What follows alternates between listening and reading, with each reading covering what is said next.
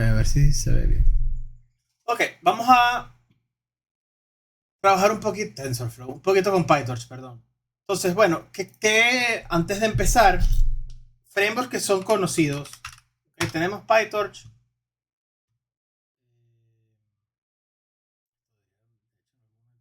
Casting, pero por ahora no. Vamos a colocarlo aquí.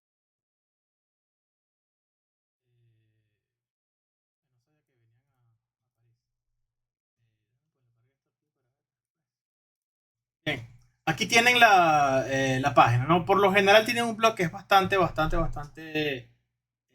bueno. En algunos casos es un poco avanzado, pero en general sí, vamos para acá, documentos, perdón, documentación. Aquí tenemos la documentación de todo lo que se puede hacer con PyTorch. Asociado a PyTorch hay diferentes librerías. Hay librerías que son enfocadas en visión, librerías que son enfocadas en cómo codificar los datos, etcétera, etcétera. Hay muchas cosas que uno puede hacer con PyTorch. Si les interesa, también hay tutoriales que son bastante easy y fáciles de seguir. No les recomendaría usar esto o esto. A ver qué les puedo recomendar acá.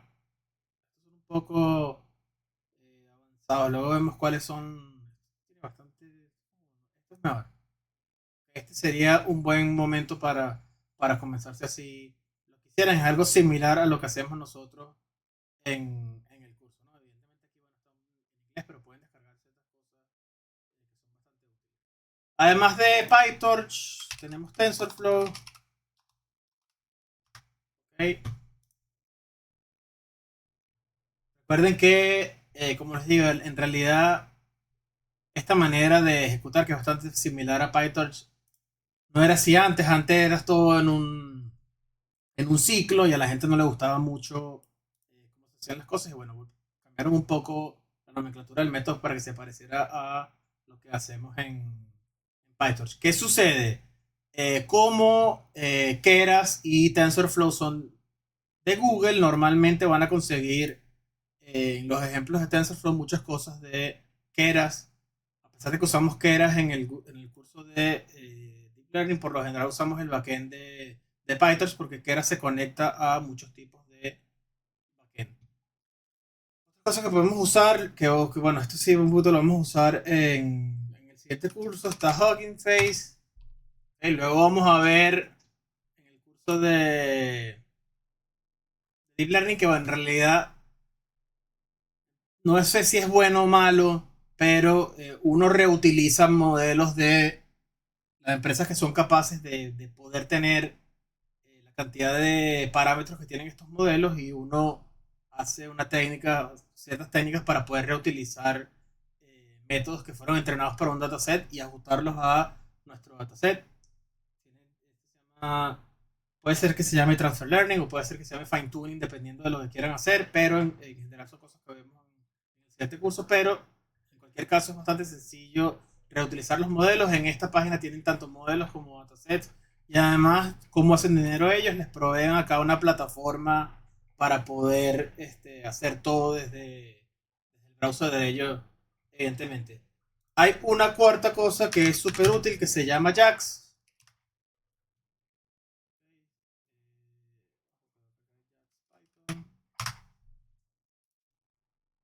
JAX es una plataforma un poco de bajo nivel, ¿ok? En el sentido, si quieren hacer modelos desde cero, en donde simplemente quieran utilizar módulos de diferenciación automática y no quieran reutilizar tantas capas de redes que ya estén disponibles, si no quieren hacer una ustedes, JAX es más o menos el estándar en academia para hacer este tipo de cosas, no tanto PyTorch o TensorFlow. En realidad uno trabaja acá y luego si funcionan, entre comillas, bien, intentas crear una capa para PyTorch y luego, bueno, los resultados uno los hace en PyTorch para que la gente lo pueda reproducir. ¿Okay? Hay evidentemente muchísimas más librerías, estas son las que son un poco más las famosas. ¿Okay? De hecho, dependiendo del tiempo que tenga, quisiera que uno de los laboratorios del curso siguiente sea en JAX, pero bueno, por ahora no lo he logrado. Si estamos en abril, es posible que en marzo tenga 2 o 3 días disponibles para poder hacerlo.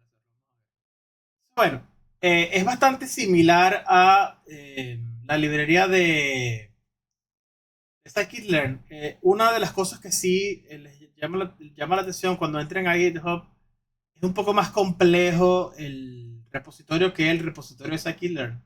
Y sobre todo, no tiene las facilidades cuando uno entra en scikit-learn. ¿Okay? Lo he hecho bastantes veces. En realidad está ya pensado para que la gente aprenda más que para que la gente, entre comillas, trabaje, por así decirlo.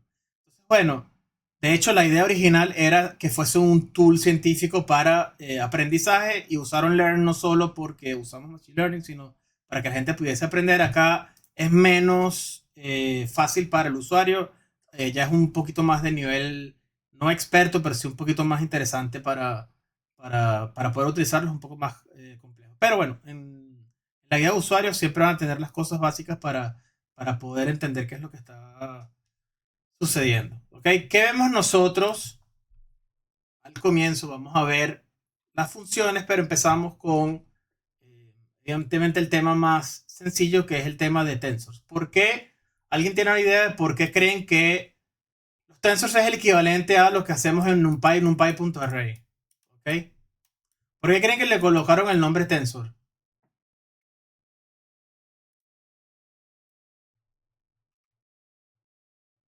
Más que nada en matemáticas, no sé si les dieron que es un tensor.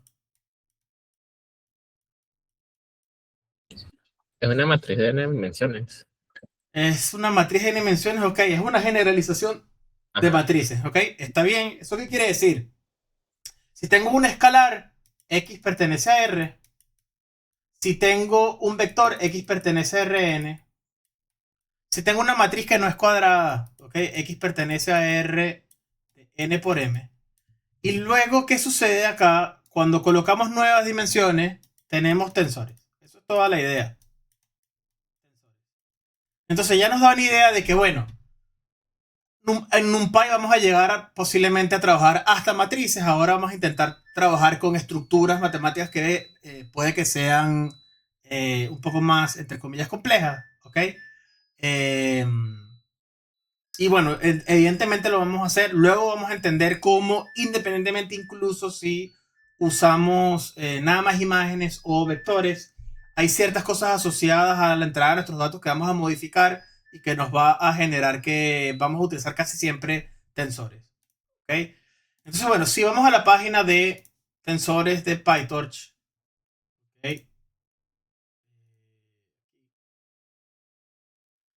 Fíjense que, bueno, hay muchísimas entradas.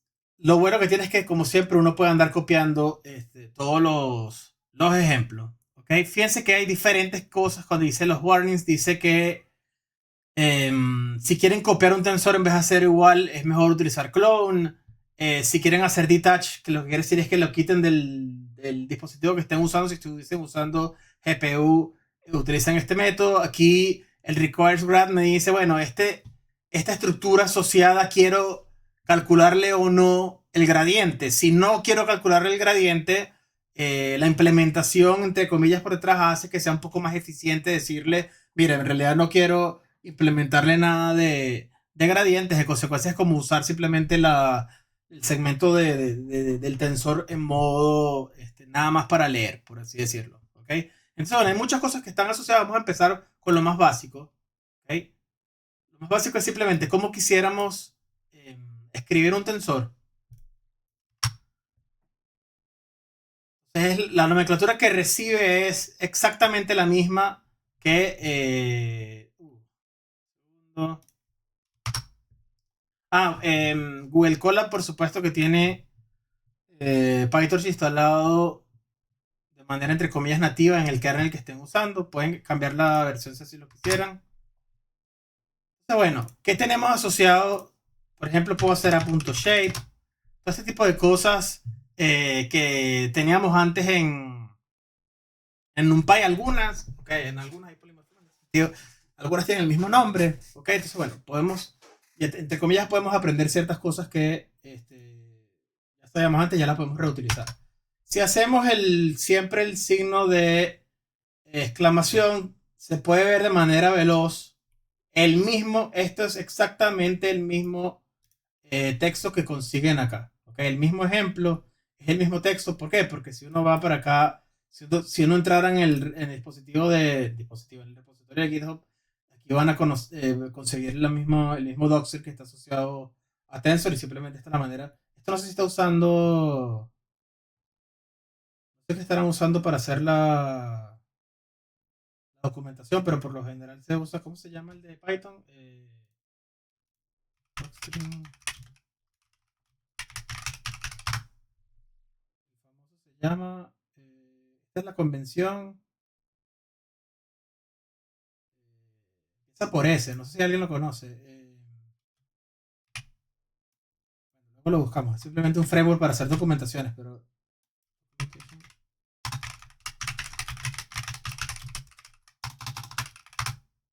Sphinx.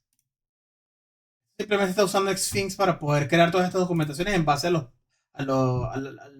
preámbulo que uno le coloca al código del docstring. ¿Ok? Entonces, bien, esto es si quisieran aprender usando la documentación, que lo recomiendo. Hoy en día los conozco. Sé que todo el mundo está usando hoy en día para aprender. No, ojo, lo digo con toda la sinceridad. Las LLMs hay que usarlas para programar. El futuro es programar usando estos dispositivos para aprender. Es un poco distinto. Les recomendaría tratar de usar la documentación. Sé que se aprende más lento, pero se refuerzan más los conocimientos que usando LLMs porque bueno, hace 2 años no se equivocaban bastante, ahora se equivocan muchísimo menos, entonces es medio peligroso, sobre todo haciendo las tareas, si usan mucho el LM para aprender bien, ¿no? Pero bueno, es decisión de ustedes. En cualquier caso, fíjense cómo, ¿ok? Hay ciertas cosas que son similares. Importantísimo acá, fíjense que si yo colocar aquí igual esto, ¿ok? Le coloco esto que me está dando, estos son, aquí vamos a colocarle 2 filas de 3 elementos. 1, 2, 3 en NumPy. ¿Ok? Fíjense que la salida. ¿Por qué tarda tanto a veces?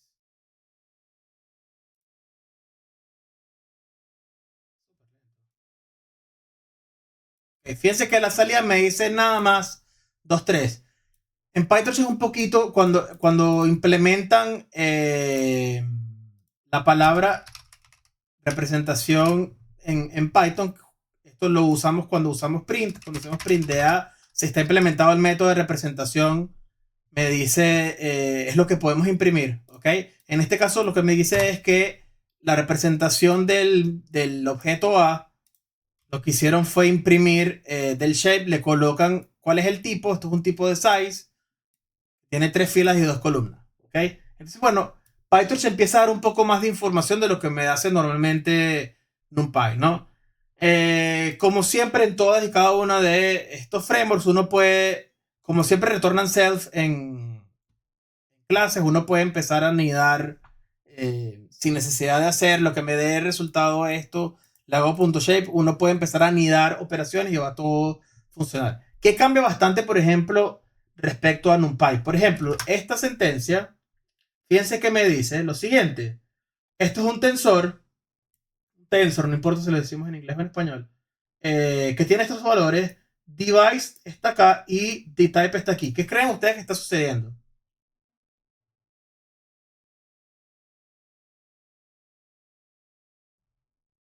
Entonces, esto es un vector de 3 posiciones. Vamos a hacer así.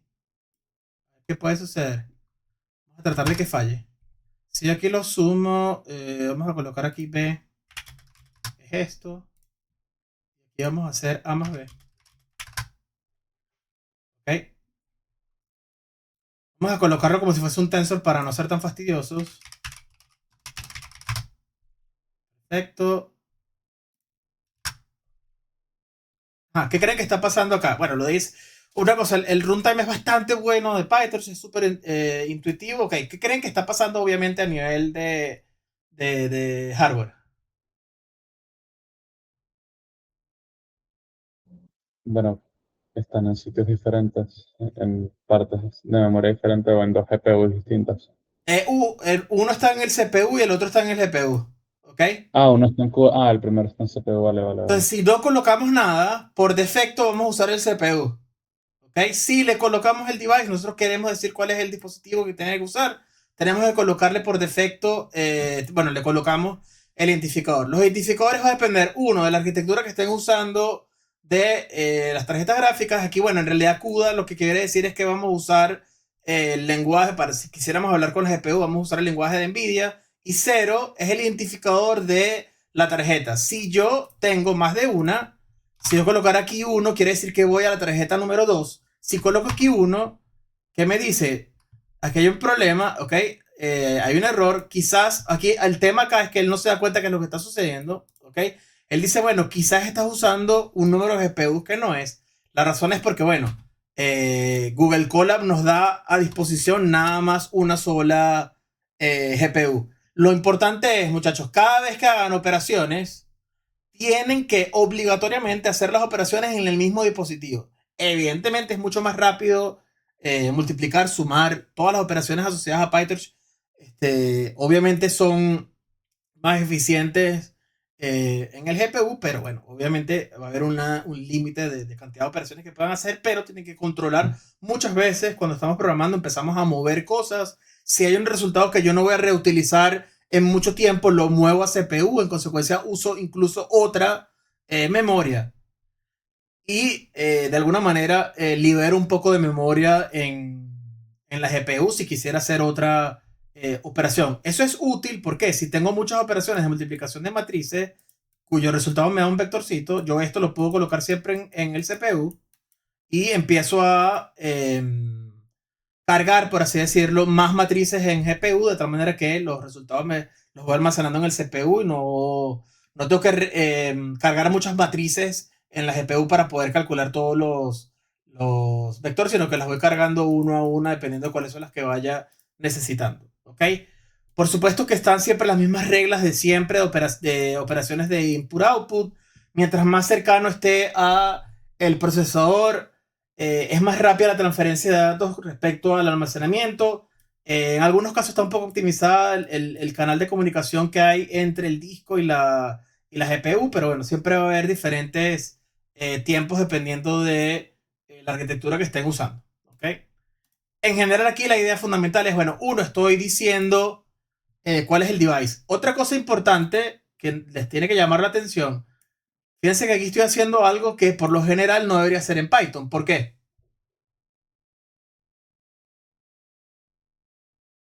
Porque estamos definiendo tipos. Sí, entonces en Python, fíjense, normalmente en Python, ¿ok? ¿Qué es lo que va a pasar? Cuando uno tiene una sentencia en Python y uno hace B es igual a A más B más C, no importa, ¿ok? Supónganse que esto es un string y esto es un entero. Y de alguna manera yo logro que, bueno, aquí va a fallar.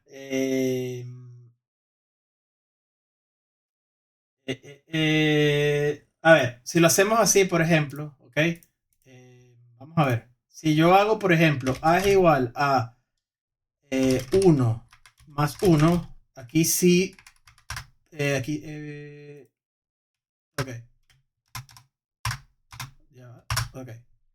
Falla, ¿no? ¿Por qué? Porque, bueno, lo que está a la derecha no es un entero. Entonces, ¿qué sucede? En Python, como todos debemos saber, en realidad es un lenguaje que es interpretado. En consecuencia, cada una de las líneas de nuestro código son enviadas al intérprete. ¿Okay? Cada una, vamos a asumir que está identado, es el comienzo de un for, el for comienza acá y tengo 5 líneas. ¿Okay? Tengo 5 líneas. ¿Qué hace el intérprete? Nosotros lo que hacemos simplemente es enviar cada una de las líneas al intérprete. ¿Okay? El intérprete me dice, bueno, esto está bien formado o no, y sigue. Hace lo mismo para cada una de las líneas. Si todas las líneas están bien formadas, él va a seguir. Y en tiempo de ejecución vemos si hay algún tipo de problema entre los tipos de datos en la tabla de símbolos para ver qué está sucediendo, ¿no? Hay ciertas cosas que uno puede controlar en Python para intentar utilizar tipos, ¿ok? Hoy en día incluso es bastante común utilizar librerías. Hay una librería que se llama Typing, está de Python, que en donde uno, más o menos en la firma de los métodos, uno le dice, por ejemplo, uno define una función f, y aquí colocamos que, bueno, esto es un entero a con valor por defecto 1, y esto es un... incluso podemos usar un np.float, por ejemplo, fácil. Se puede usar un pd.dataframe, se puede utilizar, ¿okay? Con typing, cada una de estas librerías adopta el estándar de tipado y uno puede más o menos hacer algo similar a un lenguaje con un compilador, pero obviamente no es necesariamente lo mismo. Nada más toman en cuenta que cada una de las entradas sean del tipo necesario y seguimos, ¿no? Esa es más o menos la idea de hacer lenguajes interpretados. Evidentemente, entonces el performance es un poco más lento que lenguajes que son compilados. Pero, ¿ok? Fíjense que acá yo le digo cuál es el tipo de datos. ¿Por qué creen ustedes que sea útil decirle cuál es el tipo de datos?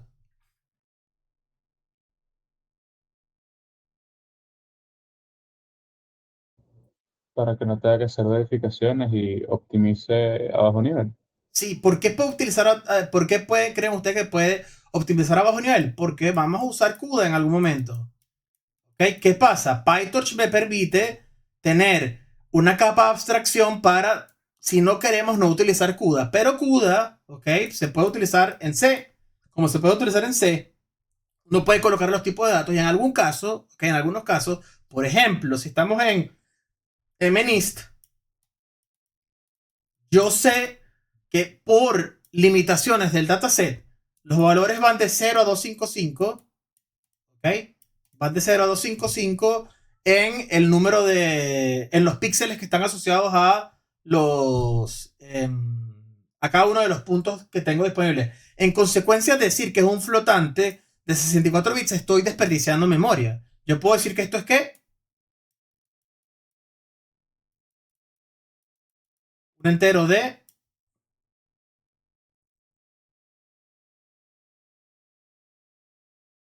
¿Cuántos bits necesitamos para poder representar esto? 8. El mínimo sería 8, podemos usar 16 o 32, ¿ok? No importa.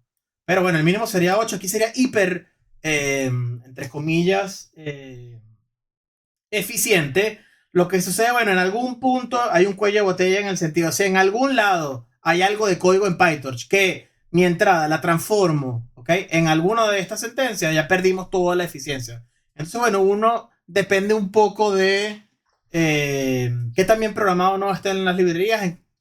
A nuestro nivel que tenemos por ahora no nos va a importar mucho esto. En el futuro posiblemente sí sea importante distinguir, ¿no? Entonces, bueno, por primera vez estamos empezando a ver que dónde están los datos importantes, el tipo de datos importantes. Uno, obvio, puede definir acá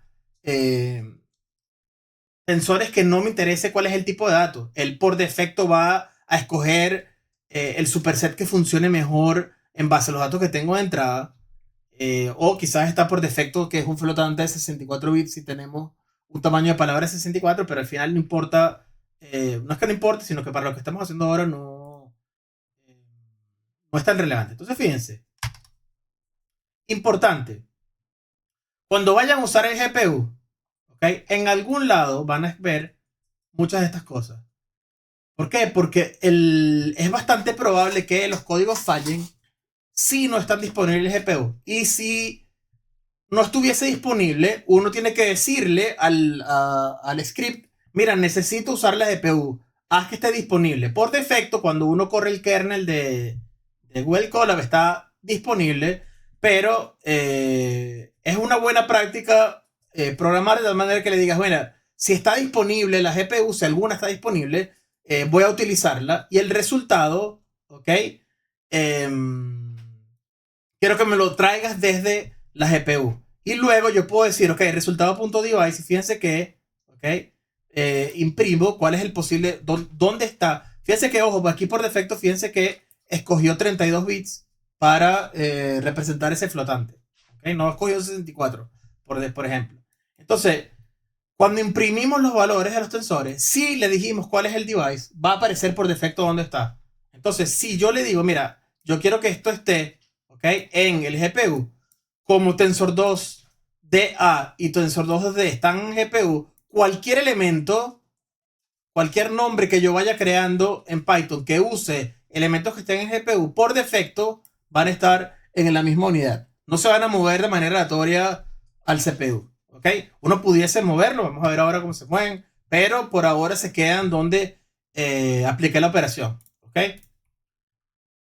Bien, entonces evidentemente no las vamos a usar todas. De hecho, creo que la mayoría de ustedes mismos las van a entender.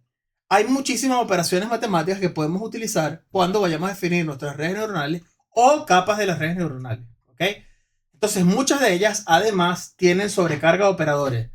Y, ojo, hay que tener bastante cuidado cuando sumen, resten, multipliquen. La misma idea de cuando estamos usando asterisco o el arroba en... Ya va, qué desastre. El arroba en... Vamos a borrar esto. En NumPy tiene que tener bastante cuidado de qué significa cada una de las operaciones y no asumir qué operación se está haciendo. Por eso es que al comienzo les recomiendo programar usando las funciones por nombre y ver qué es lo que está pasando, entrada y salida. Y cuando tengan bastante experiencia, bueno, ya saben qué significa el producto Hadamard, cuál es la multiplicación de matriz vector, producto punto, lo que sea, dependiendo de cuál estén utilizando, y no van a tener ningún tipo de problema al respecto. Aquí les coloco algunas, no es que las vayamos a usar, simplemente es una lista de las funciones que son interesantes. Si quisieran, por ejemplo, implementar PCA usando PyTorch, que es completa y absolutamente factible, ¿ok?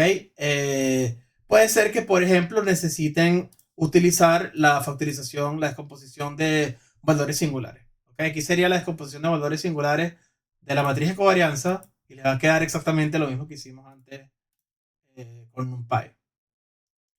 Ok, hay ciertos métodos que vamos a usar muchísimo. El primero, que ya lo dije y de hecho lo estamos haciendo en la tarea, es flatten. ¿Ok? ¿Qué hace flatten? Entonces, cuando veamos acá, ¿ok? Vemos aquí lo que está pasando. Vemos qué es lo que me dice. Entonces, fíjense, vamos a ver qué está pasando aquí. Primero, tengo un tensor en una sola dimensión que tiene los números 1, 2, 3 y 4. Luego tengo un tensor 2D, que es una matriz de 2 dimensiones, 2 por 2, que también tiene 4 entradas. Entonces, yo quisiera sumarlos. ¿Ok? Entonces, ¿qué va a suceder? Evidentemente, esto es una matriz, esto es un vector de 4 posiciones, pero tiene el mismo número de elementos. Entonces, en algún punto yo quisiera poder sumarlos. ¿Por qué? Porque puede ser que hay un método que tengo cuya salida es en forma vectorial y tengo otro método que la salida es en forma matricial, pero ambos hacen cosas que yo sé que tienen el mismo número de elementos de entrada. Aquí tengo 4 y aquí tengo 4 disponibles. Entonces, el método por excelencia es flatten. Esto lo que me va a decir es, si esta matriz es 2 por 2, ¿ok? 2 por 2. Si yo le digo flatten, quiere decir que yo quiero pasar de 2 dimensiones a una dimensión. Entonces, es como aplanar la estructura que tengo disponible. Por supuesto que en el caso matricial es bastante entendible. Luego tenemos que colocarle como parámetros cómo yo quiero, si quiero hacerlo en modo filas o en modo columnas. En cualquier caso acá, como no nos importa mucho la salida, lo que va a hacer lo siguiente. Si yo tengo las filas, ¿ok? Podemos ver incluso lo que hace. Agarramos esto y vemos cuál es su salida. Fíjense que la salida es 1, 2, 3, 4. En consecuencia, lo que está haciendo es la primera fila lo concatena con la segunda fila. ¿Ok? Entonces, si yo tengo la salida de mis matrices y las aplano, ahí ahora sí puedo sumar los dos vectores. Esto lo vamos a hacer hasta el cansancio, muchísimas veces. ¿Ok? Porque, bueno, incluso cuando definimos nuestras redes, quizás la manera en la cual lo definimos, lo vamos a ver. ¿Ok? Que luego le vamos a dar un ejemplo que es bastante útil en donde... Por ejemplo, si yo quiero hacer clasificación binaria, ¿okay? La salida en teoría debería ser un número y luego ese número hago if es menor o igual a un threshold, clase 1, si no, clase 0, ¿no? Yo en verdad ahora puedo hacer cosas como quiero que la salida sea de 2 entradas, A y B, tal que A más B sea 1. Esto me va a permitir muchas veces hacerlo en como definamos las redes neuronales, pero entonces, bueno, si tengo otro modelo disponible cuya salida es de una sola entrada, en algún punto tenemos que hacer algún tipo de operación para ver cómo hacemos para que poder comparar las dos entradas de manera, entre comillas, igual o que tenga sentido lo que estamos haciendo. ¿Okay? Entonces, la primera capa, fíjense, la primera capa que uno usaría es la capa lineal. Si se acuerdan, ¿ok? Fíjense cómo vamos a tratar de ver cuál es la idea. Cuando tenemos nosotros nuestra entrada de nuestras redes neuronales Imagínense que la entrada es vamos a hacer una entrada que va en R3. Entonces tengo aquí X1, X2 y X3. ¿Okay? Y la primera capa, vamos a colocarle 4 neuronas. Aquí vamos a hacer, estamos usando H en las clases, ¿no? Vamos a colocar aquí H1, H2 y H3 y H4. Y asociado, si fuese un grafo bipartito completo, tenemos que colocar todos y cada uno de los pesos, que implica colocar 4 pesos por cada una de las entradas. Entonces, la capa lineal justamente me da la posibilidad de hacer este escenario. Entonces, la operación que ellos van a hacer es la siguiente. Y es igual a X por A traspuesta más B. Entonces, ¿qué es A traspuesto? A traspuesto va a ser la matriz acá de pesos asociado a la capa lineal. Entonces, vamos a ver cómo funciona. ¿Ok? Entonces, primero, ok, vamos a ver paso a paso.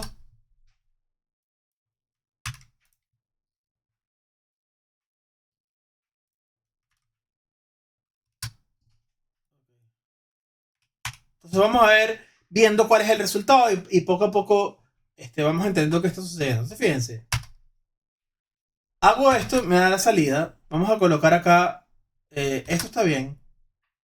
Bueno, aquí tenemos todo. Tenemos el peso, input. Ok.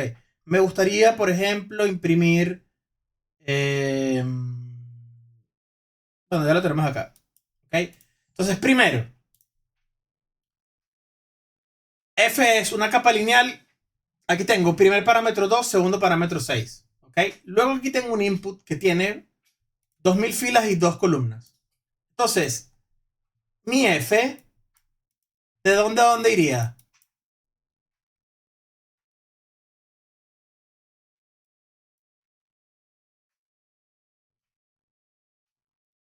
De manera intuitiva. Aquí les puedo colocar, por ejemplo, aquí está la salida tiene 2000 filas y 6 columnas. Entonces la función f, ¿dónde creen ustedes que va? No importa que se equivoquen. De R2 a R6. Muy bien, ¿por qué no? ¿Qué pasa con el 2000? Bueno, son la cantidad de, podría decirse, filas de la matriz, que son como las muestras, no sé cómo decirlo. Ok, entonces fíjate, ya de manera intuitiva, esto está bien, esto está excelente. Esta es la respuesta, ¿ok? Ahora bien, fíjense algo interesante, ¿no? Uno cuando escribe la red, aquí me está diciendo que son 2 entradas, X1, X2. Y tengo 6 acá neuronas que van desde H1 hasta H6, ¿ok? Aquí está en algún punto la matriz A. Pero ¿qué pasa? Fíjense, ¿qué sucede? Cuando nosotros hacemos la representación de la red, en verdad representamos para una fila de la entrada. X, ¿de dónde a dónde va? X sí va, vamos a colocarlo aquí como una matriz, que tiene 2000 filas y 2 columnas. Cada una de las filas es un vectorcito con 2 entradas, la entrada 1 y la entrada 2. Mi función, mi f, recibe x1 y x2. ¿Ok? Entonces, ¿qué flexibilidad tenemos, por ejemplo? Si yo tuviese mi función, ¿ok? Fíjense que no importa qué valor yo coloque acá, eso va a ocurrir, eso va a funcionar. Ejemplo, si yo coloco aquí, tengo ahora 3000 datos, ¿ok? Mi función no la he cambiado y lo corro, funciona. ¿Por qué? Porque yo estoy aplicando fila a fila la operación o la función que me dé f. Entonces, ¿qué sucede? ¿Qué podemos hacer? Entonces, el input, esto es un error. A ver si a alguien se le ocurre. ¿Por qué esto es un error grave en Python?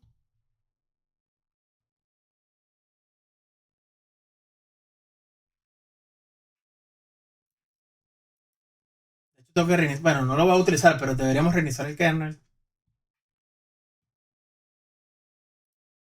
En Python yo puedo hacer esto, ¿no? A es igual a input y lo corro. ¿Ok? ¿Y qué pasa? Ahora es un tensor. Pero fíjense que voy a hacer mega zoom. Uy. Porque el zoom en Colab cambia la región de interés. Fíjense que input es una palabra protegida. Fíjense que lo coloca. No sé si este color es marrón, ¿qué color será? Entonces, si yo reinicio el kernel,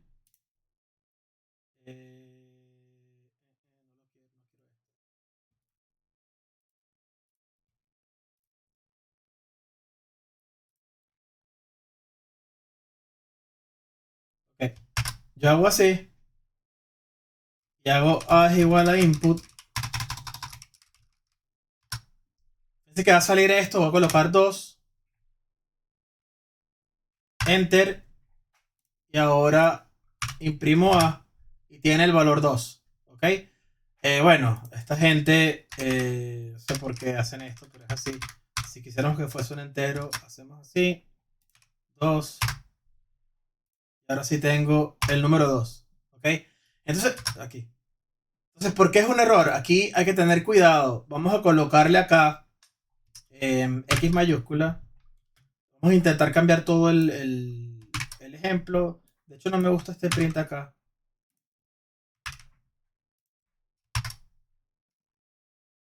F is not defined.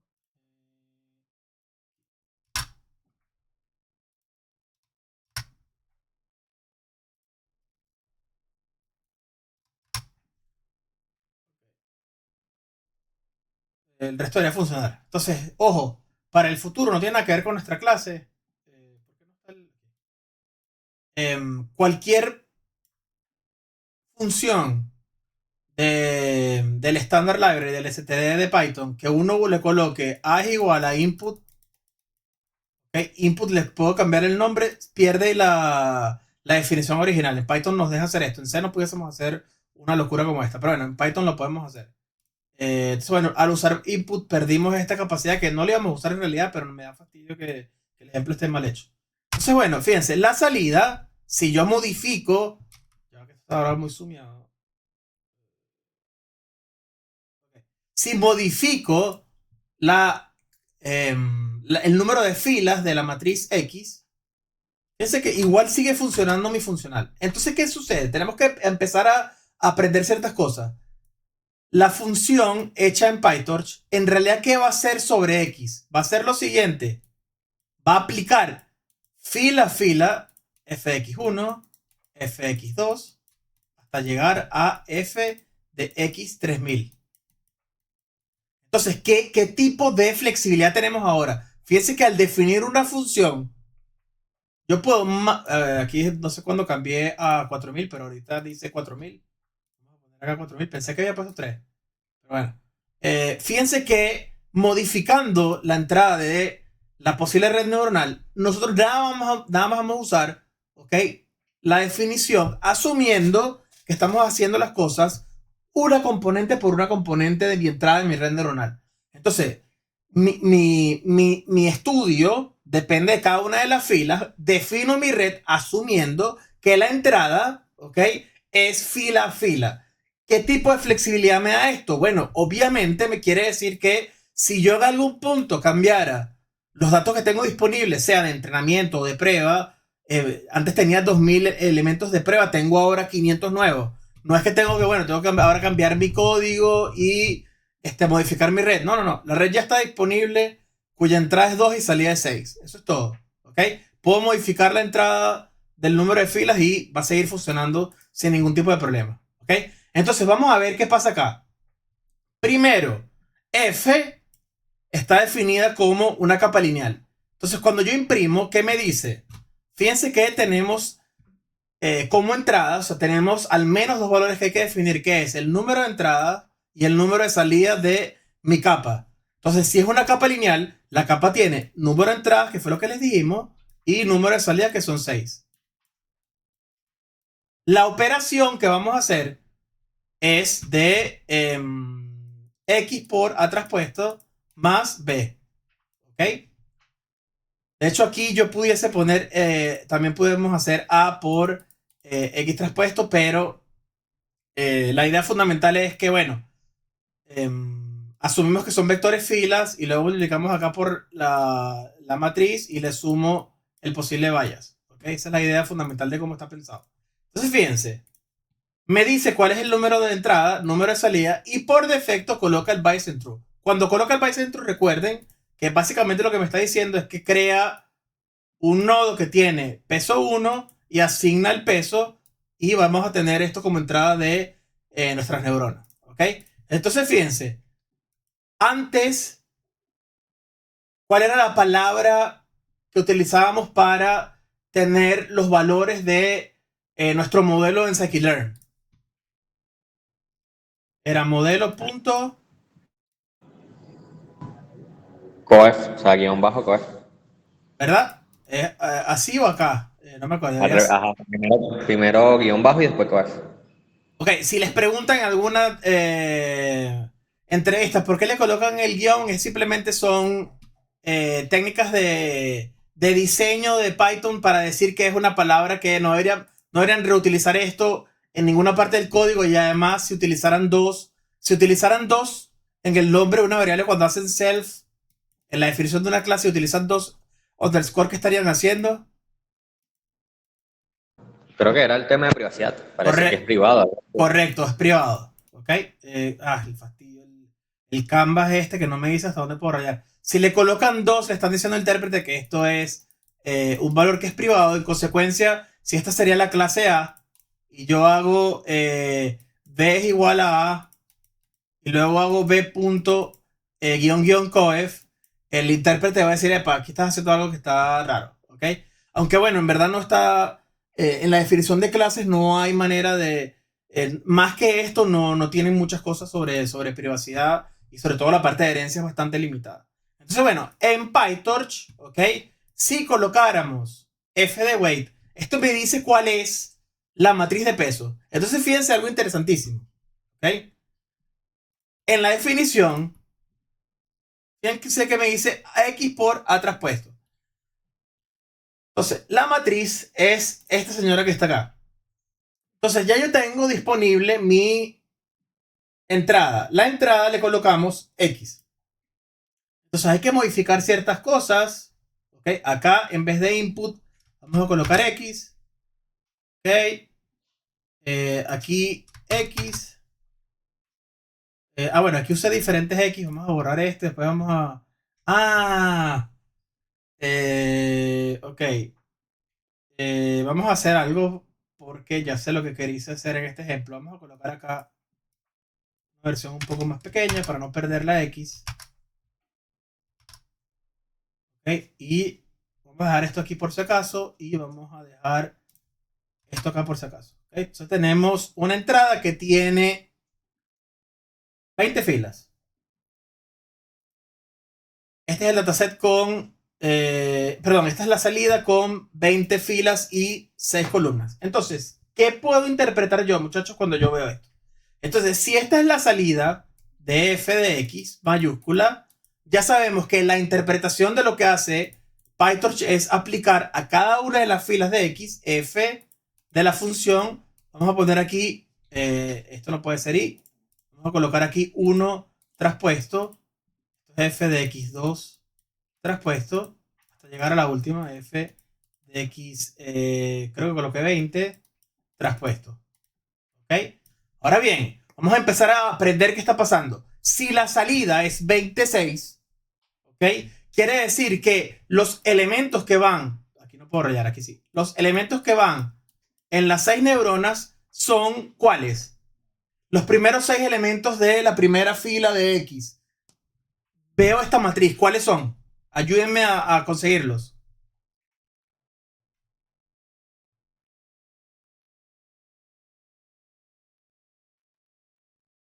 Chicos.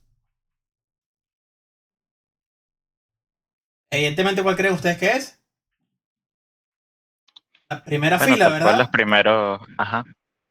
No pudiese ser la primera columna. La primera columna tiene 20 elementos. La segunda también hasta llegar a la sexta. Entonces, lo que yo tengo almacenado en la salida de las neuronas, ojo, aquí no estamos entrenando nada. Esto simplemente, fíjense que cuando, una cosa que nadie me ha preguntado, cuando yo defino la capa, fíjense que yo puedo aplicar f de x. Y yo no entrené a f. Entonces, ¿qué creen ustedes que está pasando acá?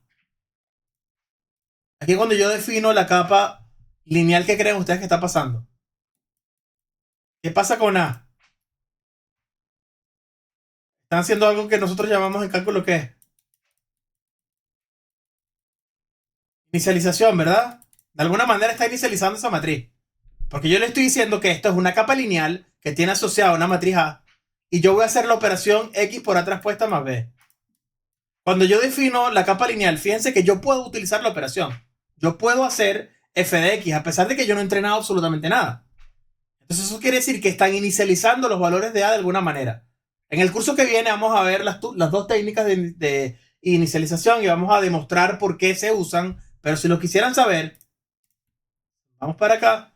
Vamos aquí a Torch NN Linear. Nos metemos acá.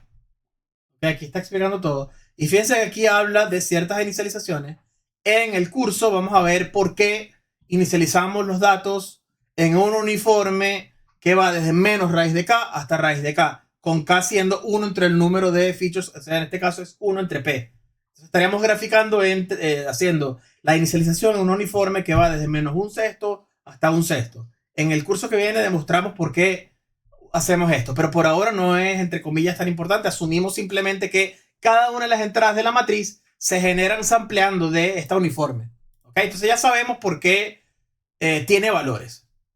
Entonces, lo siguiente es, bueno, vamos a intentar ver qué está pasando desde el punto de vista de aplicativo. O sea, cuál es las operaciones que estamos haciendo. Entonces, fíjense.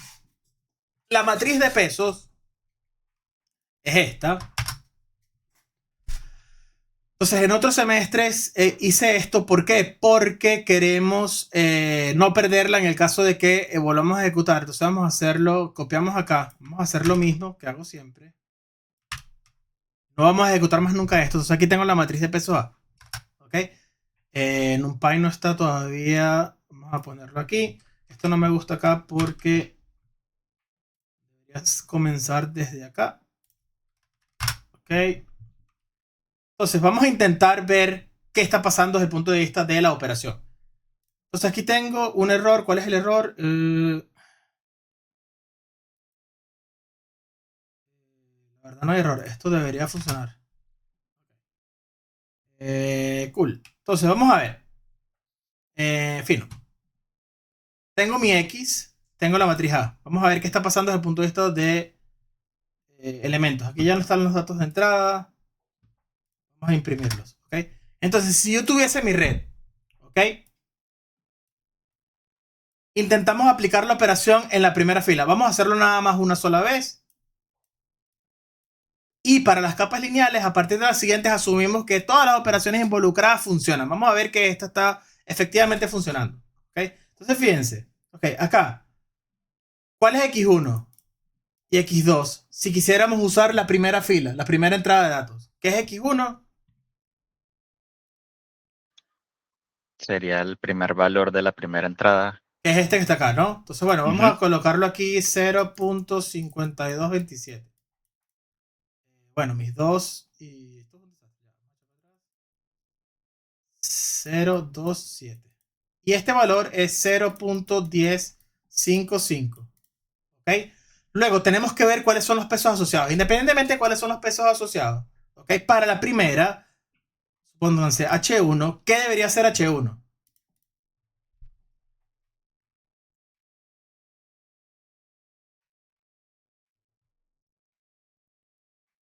X1. No puedo rayar acá. Voy a borrarlo. Okay. H1 debería ser X1 multiplicado por... Entonces vamos a llamar a este señor W11 por W11 más ser X2 por este peso que es W, vamos a llamarlo W21. W21.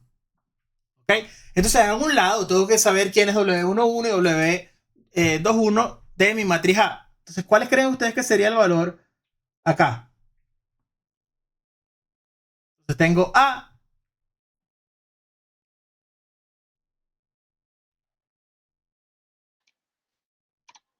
Deberían ser esas primeros dos valores también. Correcto. Entonces, fíjense, 0. si estamos haciendo, ¿ok? Si estamos haciendo si mi entrada es un vector fila que tiene dos componentes, cuando yo vaya a aplicar algún tipo de operación con ella, tienen que ser cosas que tengan dos componentes.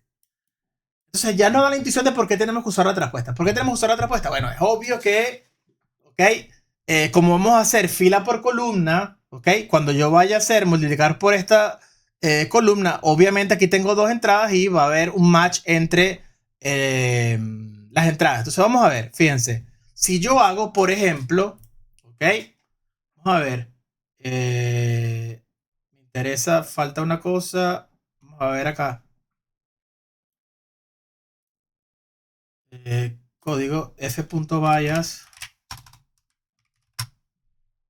Ok. Entonces, tengo pesos, tengo tal. Vamos a obtener, falta la X nada más. La tenemos aquí. Me gustaría que todo lo pudiesen ver en si algo así se ve bien o no les gusta. Muy pequeño, ¿verdad? Vamos a lograr que... ok, tengo el bias acá. Vamos a subir la matriz de datos porque nada más nos interesa la primera entrada. Aquí tenemos las tres cosas. Entonces vamos a rayar aquí. Código. Ok. Entonces fíjense, sin saber cuánto es que tiene que dar. Entonces primero, f de weight me da la A, ¿no? Entonces A traspuesta. Evidentemente necesito entonces la primera columna, que es la 0. Y fíjense que me da, obviamente, la primera fila de A. ¿Por qué? Porque estoy agarrando la columna 0. Porque esto me está dando... Esto me fastidia.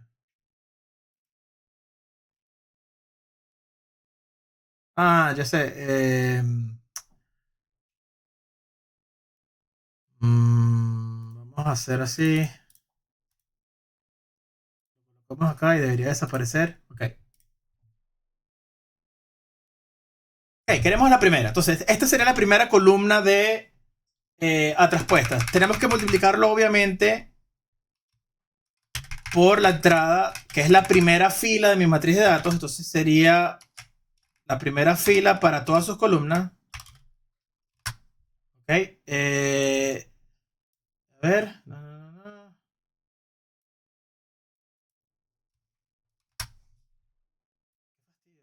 le está gustando.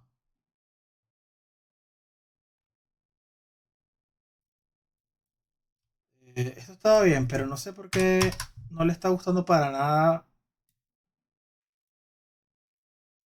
Vamos a ver una cosa.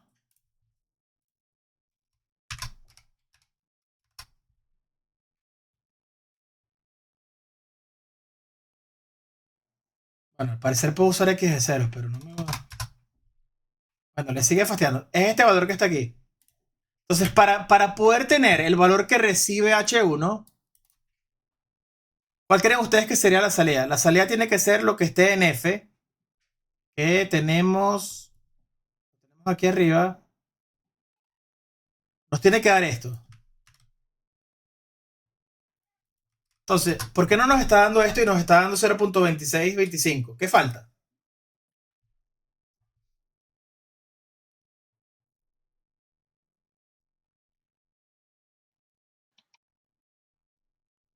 La función de activación.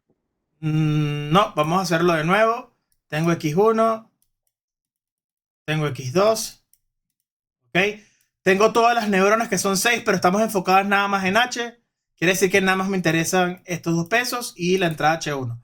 H1 es este peso, vamos a llamarlo W11, este peso es W21 de nuevo, es X1 por W11 más X2 por W21, que es exactamente lo que estamos haciendo aquí. ¿Qué falta? El sesgo. El sesgo. Entonces tengo que hacer más vallas, ¿no? Entonces del vector de vallas, qué desastre. Ok, del vector de vallas tengo que escoger la primera entrada. Entonces de f de vallas escogemos la entrada 0 y fíjense que nos da 0.3475, que es exactamente, ok, lo que queríamos de la primera entrada. Entonces fíjense, estamos haciendo el vector fila de la primera entrada por la primera columna más su primer sesgo. Si yo hiciera aquí un 1 y aquí coloco un 1, ¿Qué creen ustedes que me va a dar?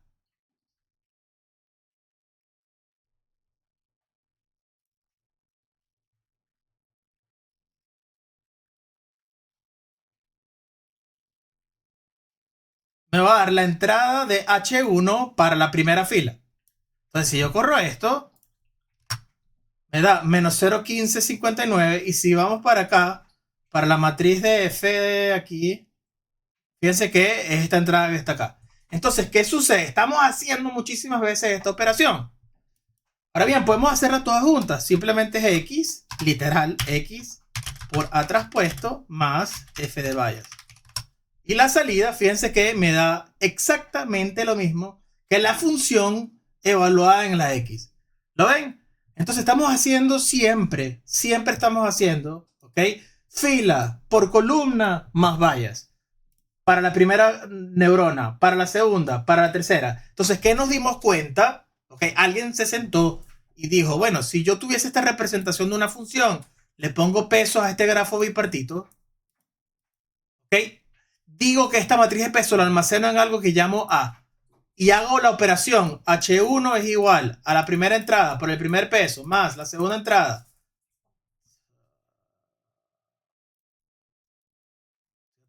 de yo hacer mi propio tool de rayar. Me estoy volviendo loco. W2, W1, bueno, aquí le coloqué 3 neuronas porque soy fastidioso. No, son 2 entradas, está bien. Más el bias. Fíjense que esta operación se repite muchísimas veces. Lo llamo A, entonces simplemente es ver cómo hago para que calcen las dimensiones. Entonces aquí colocamos X multiplicado por A traspuesto y le sumo el vector de bias. ¿Por qué creen ustedes? Les pregunto, chicos, ¿por qué creen ustedes que usamos esta forma de escribirlo y no la siguiente, que pudiésemos hacerlo? ¿Ah? Vamos a ver, si yo aquí hago ojo, les recomiendo mucho en mis notebooks de redes neuronales. Yo empiezo a poner código por todos lados, pero tienen que ver el video para entender qué está pasando. Pero creo que es más sencillo entenderlo así que si empiezo a hacer shift enter todo el tiempo, esto es esto, no van a entender nada. ¿Okay? Es fastidioso de entender. Es mejor saber lo que está sucediendo adentro. Entonces, si yo tengo f de weight, que es mía, fíjense que si yo hago, esto es, fíjense que yo pudiese hacer f de weight multiplicado por x traspuesto. Y fíjense que tengo esta señora que no es exactamente igual a lo que teníamos antes. Tendría que sumarle acá. Asumamos que no hay vallas. Tendría que hacer entonces traspuesto. Y aquí sí me da la misma dimensión del original. ¿Ok? De hecho aquí vamos a ver si funciona. Debería ser entonces. Le sumo el bias. Claro, va a haber un problema porque me dice que esto es un singleton. Creo que hay que hacer lo siguiente. Déjeme ver una cosa. Bien, vamos a hacer así. Ese es esto. Shape. Ok.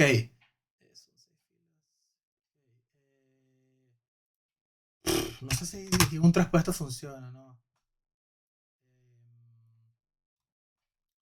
Lo que pasa es que aquí lo que tengo que hacer es multiplicar esto. Si esto es fila, tengo que multiplicarlo por una matriz de unos rectangulares. Es un poco complicado y fastidioso. ¿Ok?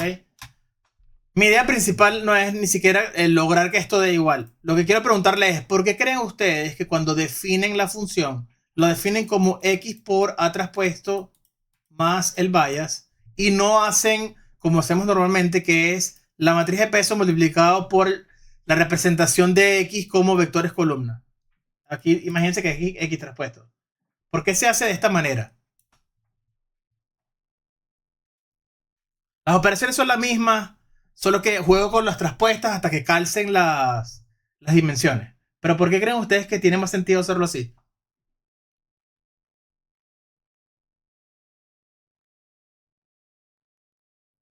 Tiene que ver con la interpretación de cómo estamos definiendo la red.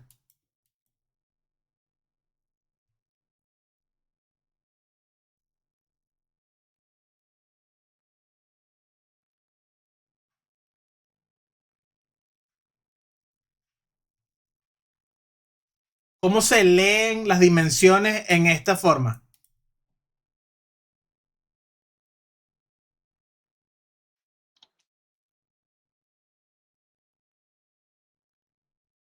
Ayúdenme.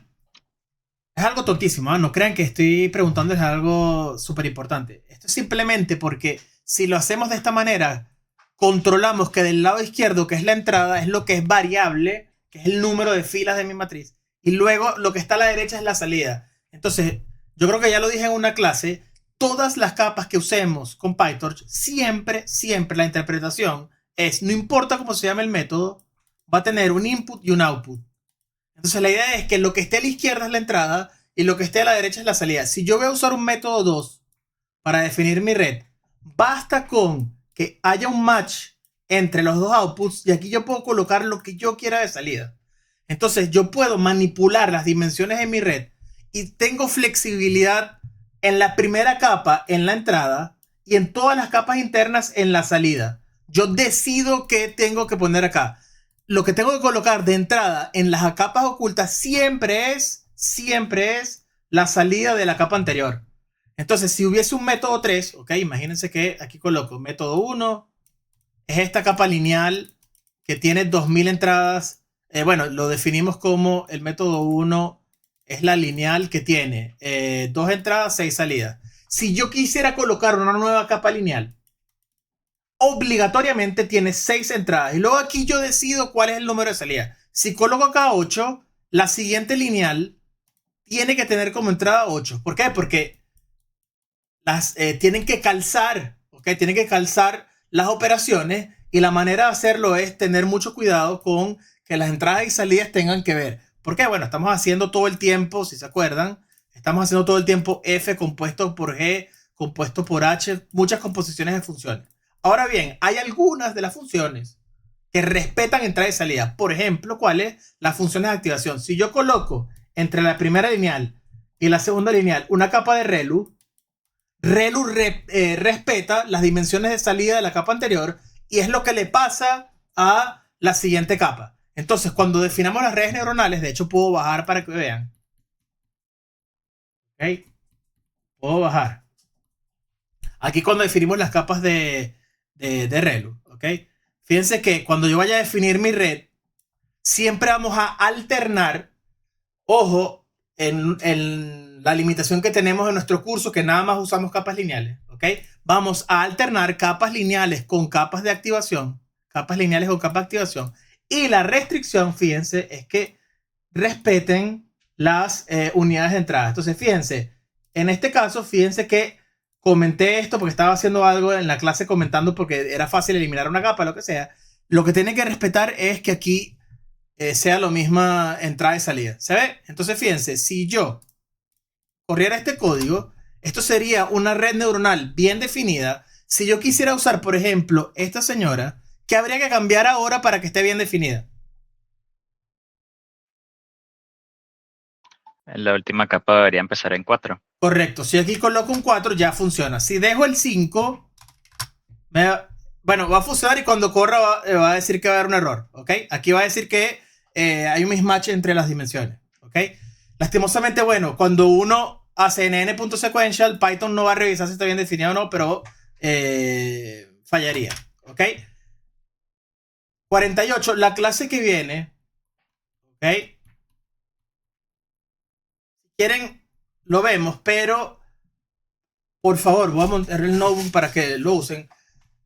Este ejemplo es un ejemplo detallado de cómo están pasando estas operaciones y lo que les estoy diciendo, qué es lo que está pasando componente a componente para una de las entradas. ¿Ok? Es simplemente un ejemplo de lo que estaba sucediendo con 2 entradas y 6 salidas. Yo creo que esto no es necesario hacerlo. Esto no era, olviden lo que no era una tarea. No creo que sea necesario volver a hablar de esto porque sé que todos entienden, o cuando vean el video entienden toda esta idea de lo que estoy intentando hacer acá es explicarles cómo yo puedo o cómo ocurren las operaciones de la capa lineal, pero al final todo es exactamente, aquí de hecho los screenshots son con otros valores que ya no tenemos disponibles. Entonces, bueno, tengo que arreglar el notebook y se los puedo mandar con el screenshot nuevo, pero ok, la idea fundamental entonces es simplemente que es un ejemplo para que vean cómo en la primera capa lineal ocurren estas operaciones. Si quieren hacerlo de nuevo paso a paso, no tengo problema en dedicarle 20, 25 minutos. Si prefieren de una ir a la parte de modelado y de cómo hacer las redes y cómo, sobre todo, la parte más importante es no solo definir las redes, sino cómo entrenarlas, ¿ok? Creo que nos podemos saltar esto. Esto es simplemente un ejemplo paso a paso de cómo funciona la capa lineal, que es lo que hicimos en esta clase para una sola entrada, ¿ok?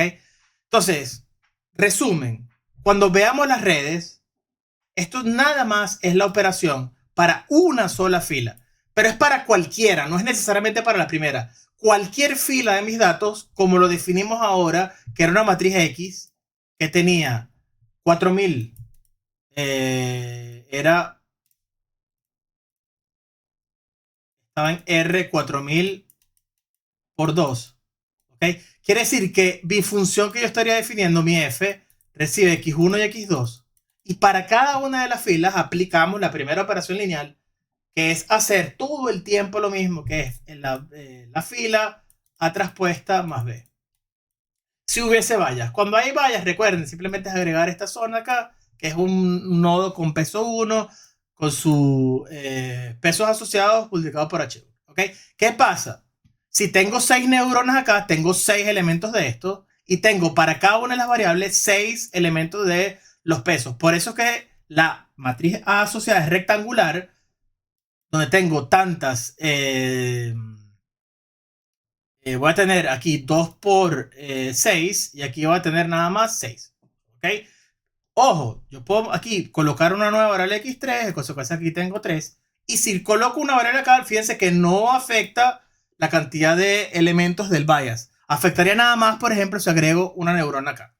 Entonces la flexibilidad es, yo puedo empezar a colocarle capas a la derecha, puedo colocar neuronas hacia arriba. Todo es flexible en el sentido, mientras yo defina mi red usando mi framework y esté todo bien definido, yo estoy escribiendo una función que luego vamos a ver cómo se optimiza, pero por ahora estamos definiendo la función y utilizándola. ¿Ok? Entonces, bien. Ok, monto el video para que puedan estudiar para el miércoles. ¿Ok? Creo que la tarea es para el lunes, ¿no? No me recuerdo muy bien. Es para el martes, profe. Para el martes, Creo. ¿ok? Entonces, bueno, el mismo martes les envío la última tarea de aprendizaje no supervisado, ¿ok? Y luego pienso el mismo enunciado del proyecto, que va a ser chiquito, una cosa pequeña. Estaba pensando, ustedes pueden decir, hay dos opciones. Opción 1, simplemente me hacen una presentación. Recuerden que el proyecto es súper sencillo, es una presentación con los datos que ustedes quieran, del tipo de aprendizaje que ustedes quieran, una presentación de 20 minutos en donde hablen todo el proceso de entrenamiento, escogencia de los datos, transformación de los datos, qué modelo y resultados. Una presentación en PowerPoint de 20 minutos. Eso es todo lo que tienen que hacer. ¿Ok? Les voy a colocar una opción 2, pero esto es 100% si ustedes quieren. El pipeline lo pueden hacer usando NHN, sí, N8N si así quisieran. ¿Ok? Que es este framework. Profe, disculpe, Sí. estoy buscando la fecha y dice que es el 2 de marzo. Y es lunes. Hasta el lunes. Ok. Publicado. Bueno, chicos, o sea, se la quieren mandar el martes, mándenla el martes. No sé qué coloqué. Déjame ver. Clasificación. Aquí coloqué 2. Entonces es hasta el lunes, ¿ok? Pero si la quieren mandar el martes, mándenla el martes. A mí por un día no me voy a molestar, ¿ok? O sea, si tenían pensado que era el martes y les afecta su planning, pueden enviarla el martes, no tengo rollo. ¿Okay? Para el proyecto, recuerden, es la presentación. Como algo extra, si quisieran, no es obligatorio, pero me parece que es súper interesante y es divertido. Pueden utilizar este framework para construir el modelo y en la parte de la presentación, si lo pueden hacer, ejecutan el framework y vemos cuál es la salida. ¿Ok? Pero esto es completamente opcional. Yo nada más quiero la presentación en PDF si nada más quisieran hacer el PDF. ¿Ok? Entonces, bien, nos vemos el miércoles. Voy a tardar hoy 1 hora y media y hablé hasta las 54. Pero bueno, entonces, bueno, hablamos, nos vemos entonces el miércoles, ¿ok?